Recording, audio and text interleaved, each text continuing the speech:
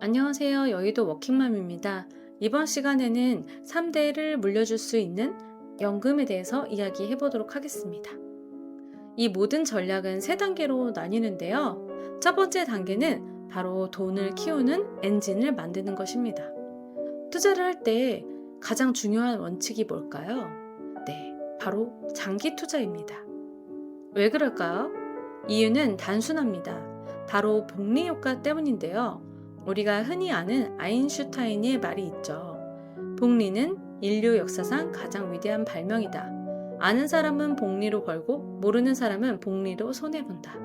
쉽게 말해서 복리는 눈덩이와 같아요. 작은 눈덩이를 굴리면 처음에는 별로 티가 안 나지만 시간이 지날수록 점점 커지면서 결국에는 엄청난 덩어리가 되는 거죠. 투자도 똑같습니다.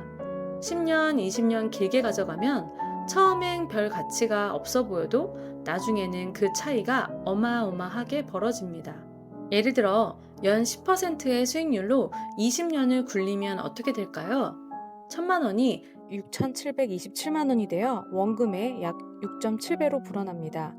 반면 은행예금 3%짜리를 20년 동안 넣으면 고작 1,806만 원 정도에 불과하죠. 차이는 비교조차 할 수 없습니다. 요즘 같은 시대에 3%의 복리도 예금으로는 꽤 높은 수준이지만 투자 수익률 10% 복리와는 장기적으로 무려 4배 이상 차이가 납니다. 복리는 시간과 수익률의 싸움이라는 말이 여기서 실감이 나죠. 여러분, 돈을 키우는 진짜 엔진은 내가 얼마나 오래 버티느냐에 달려있다고 생각하는데요. 이게 그렇게 생각만큼 쉽지가 않아요. 투자를 해보신 분들이라면 공감하실 거라는 생각이 드는데요. 제가 직접 경험을 해보니까 스스로 투자를 하게 되면 자꾸 불안해서 매수와 매도를 반복하게 되더라고요. 하루에도 몇 번씩 주식창을 들여다보다가 오르락 내리락에 흔들리고 조급해져서 사고 팔고 자다가 벌떡 일어나서 핸드폰을 확인하고 일하다가 중간에도 또 핸드폰을 확인하고 결국 제 감정을 제가 통제하기가 쉽지가 않았습니다. 특히 40, 50대 이후에는 시간이 별로 없다라는 불안 때문에 더 성급해지기 쉽습니다. 저도 그 불안감을 느꼈었고요. 그래서 저는 아예 저 자신을 믿지 않고 강제로 납입하고 빼지 못하도록 그냥 묶어두는 방법을 택했어요. 그래서 저는 변액연금 보험의 구조를 활용해서 강제성, 장기 투자, 복리 효과 이 3가지를 한꺼번에 잡으려는 겁니다. 저희는 미국 S&P 500, 나스닥 100, 러셀 2000에 투자하는 미국 주식형 펀드를 선택해 장기적인 성장을 노리고 있습니다. 게다가 이 상품은 월마다 자동 매수가 되기 때문에 저처럼 바쁜 워킹맘도 신경 쓸 필요 없이 꾸준히 장기 투자를 할 수가 있습니다. 쉽게 해지할 수 없고 중도 해지 시에 손해가 크다 보니까 오히려 장기 투자를 할 수밖에 없더라고요. 저에겐 이게 단점이 아니라 오히려 장점이 된 것입니다. 월 1,000만 원 인출 과연 가능할까 궁금하실 건데요. 제가 직접 시뮬레이션을 해봤습니다. 납입 기간 10년 이후에 거치 기간 10년을 더해서 총 20년이 지났을 때의 이야기입니다.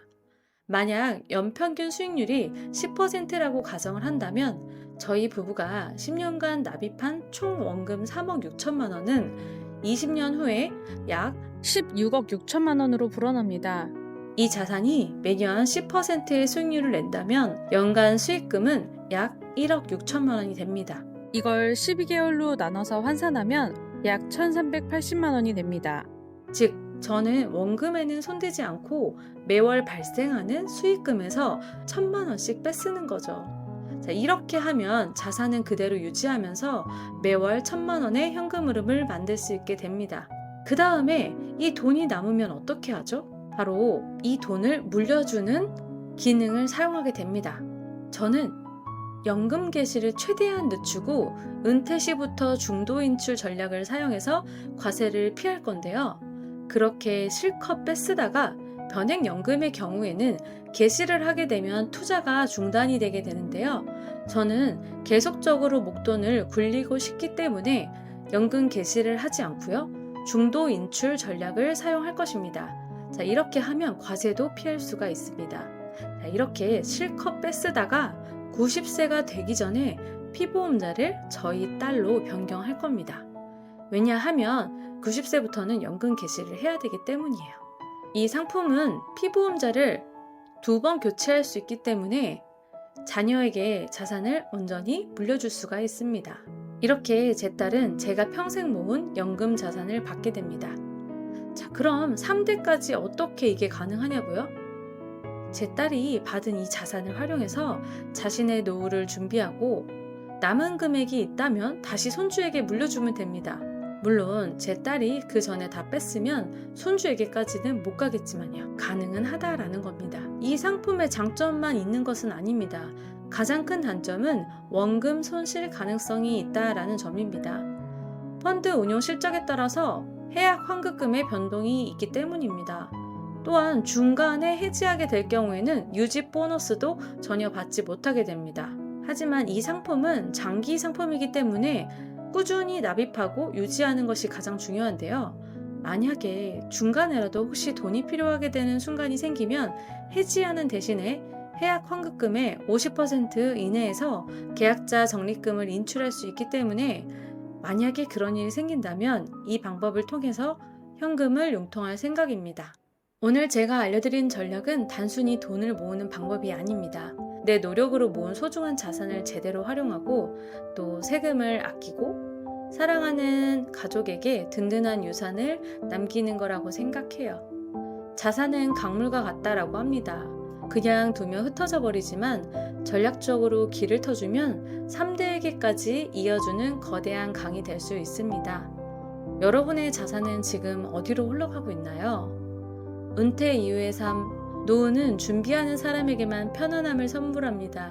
오늘 제가 말씀드린 내용을 바탕으로 여러분들의 노후 계획을 세워보시는 거 어떨까요? 궁금한 점은 댓글로 남겨주시면 제가 아는 선에서 자세하게 답변해 드릴게요.